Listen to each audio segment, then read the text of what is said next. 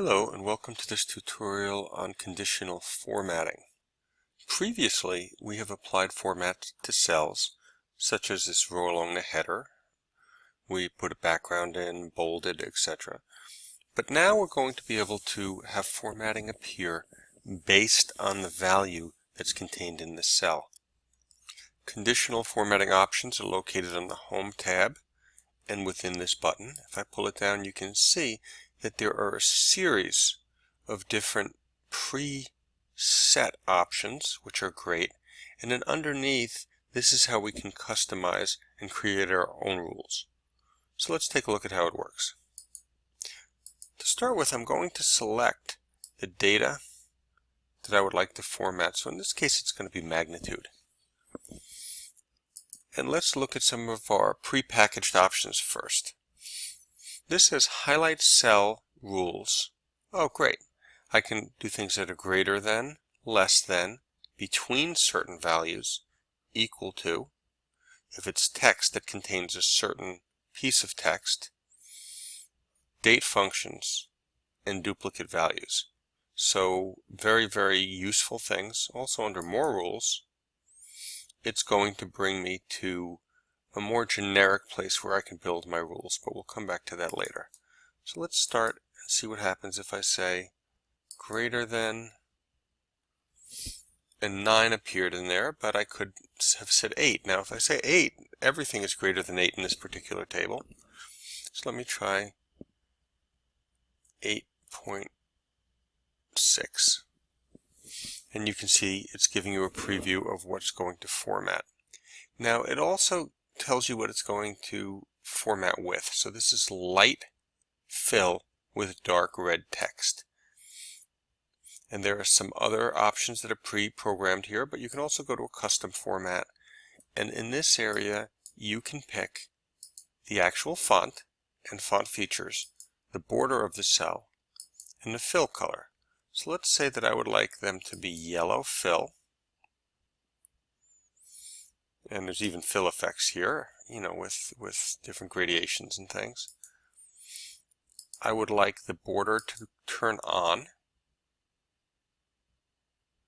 We can pretend that the rest of the cell, as a matter of fact, let's make that a dotted border. And the font will become bold, and under color it will become green. So you can change the size if you'd like. I don't know if I recommend that. The actual font. So a lot of the general features that you work with fonts are available here. So we'll say OK. OK. And there's my custom format. Not pretty, but there it is. Now notice that my borders did not work out too well because I had previously set the borders to be on in the table. That's kind of overshadowing my dotted borders, except in the case where we have adjacent borders. So plenty of things to play around with and see exactly how they work.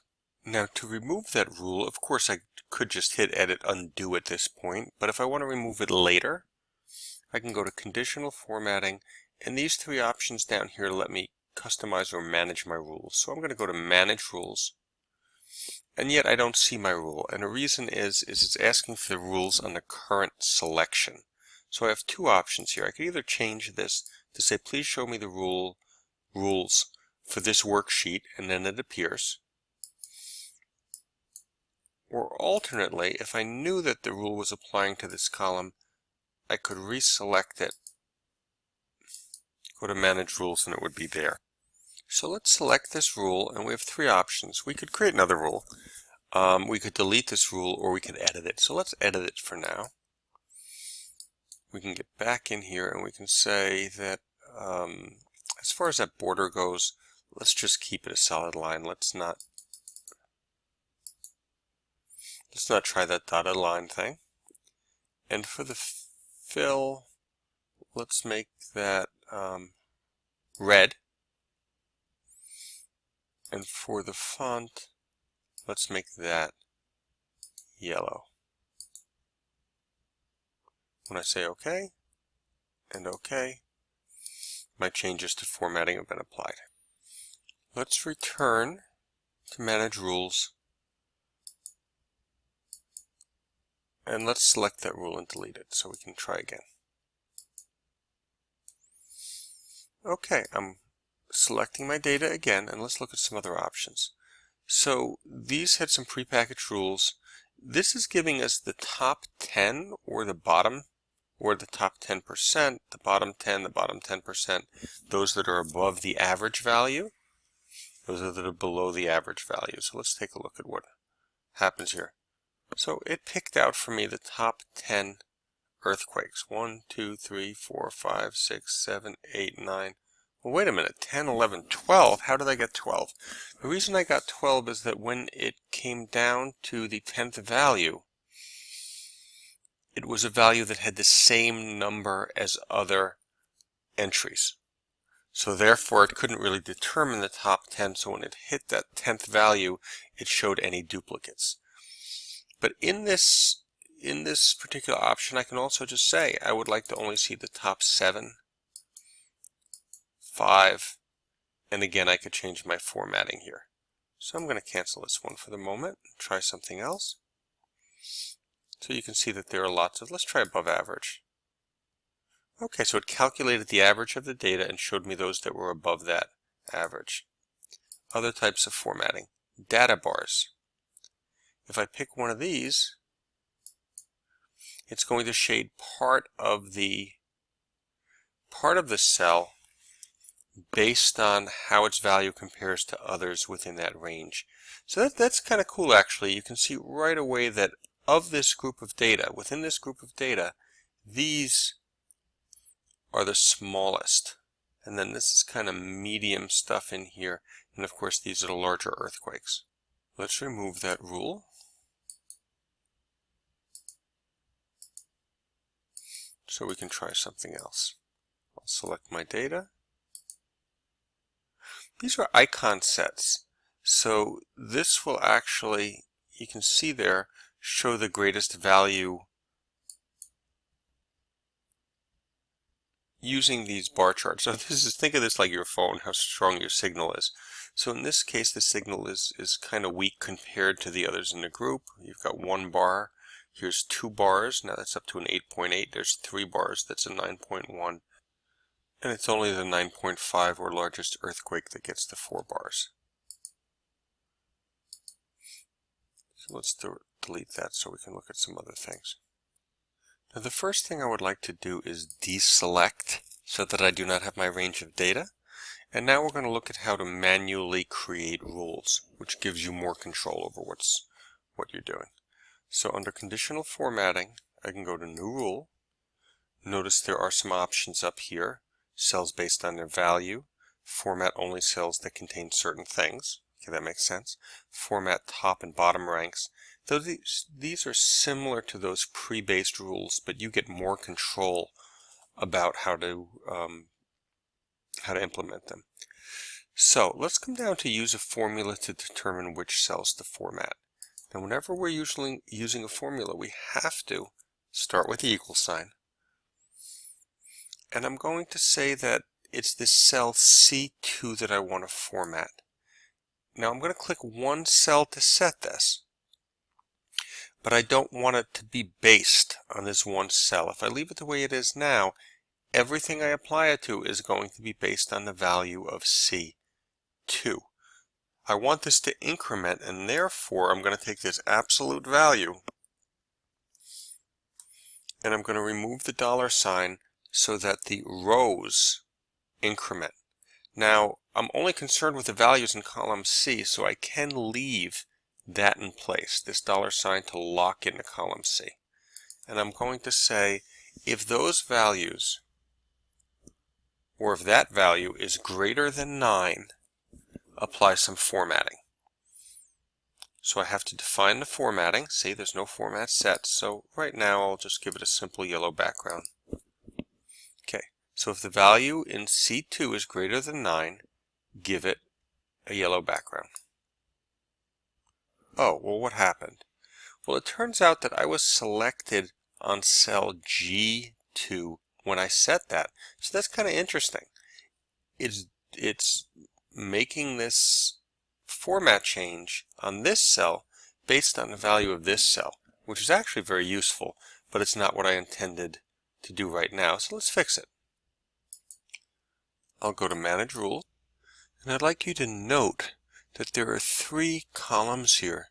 The first is the rule itself that I set, C2 greater than 9. The second is a preview of the format that I set. And the third column is applies to. So right now that's saying G2. That's what I want formatted, and that's not true. So let me select that and instead pick C2. Oop, didn't really get it, so let me click it again. C2. And now when I say, well, I can say apply, so that I can see that it is now applying to the cell I intended it to apply to, and I can say OK. Well, that's fine, but I don't want to go through each cell and apply that formatting. So I'm going to click here and drag this down. Now, at first look, that seems to be a bad idea because it's replacing the values. But I have this autofill options at the bottom, and from there I can choose to please fill only the formatting. And that will increment things. And I can see now that I have the 3 values that are above 9. You know what? I really wanted to format things that were 9 or above. See, this one's 9 and it didn't get it. So let me fix that. Conditional formatting, manage the rules. Let me show the worksheet, and this is it. So I can simply go back into editing. Now, I double-clicked there. I'm sorry, I double-clicked. I could also say edit rule. And now I can say greater than or equal to. OK. OK, and it picks up that additional cell. Now, I'm not limited to one formatting rule per cell. Like, I'll select the same set of cells here. I'm going to make a new rule, the same type of rule, and in this case, I'm going to say that it equals the first cell, and then we're going to take away the absolute value for the row is less than or equal to 8.5. I'll set my format on those to green and say OK. And you can see now it will apply one set of formatting for one rule and another set of formatting for another rule, and you can get quite complex with the way you apply these. Now let's revisit that process of applying formatting to one cell based on the value of another. So this is very nice, but let's say that I want the entire row highlighted if the magnitude is above a 9, equal to or above a 9. So we already have our rule. Let's see if we can do it by editing. Manage rules in this worksheet, and this is the one I want because this is the greater than or equal to 9. As a refresher, this rule applies only to cell C2, and the 2 is not an absolute value so that it will increment and change based on the row. The middle column is our format, and it's this right column that tells us which cells will actually be formatted. Now I can see that it's giving us the range of C2 to C18, so that's this range. What if I just simply selected the entire table? I could do that in 2 ways. One is I could simply replace it like that and say apply, and look at that, it works perfectly. The other way I could have done it, if I'm familiar with my formulas, this originally said C and C, apply. I could come right in here and I could just say, you know, I know what these formulas mean. So therefore I'm going to change it from A2 colon F18. And that's it.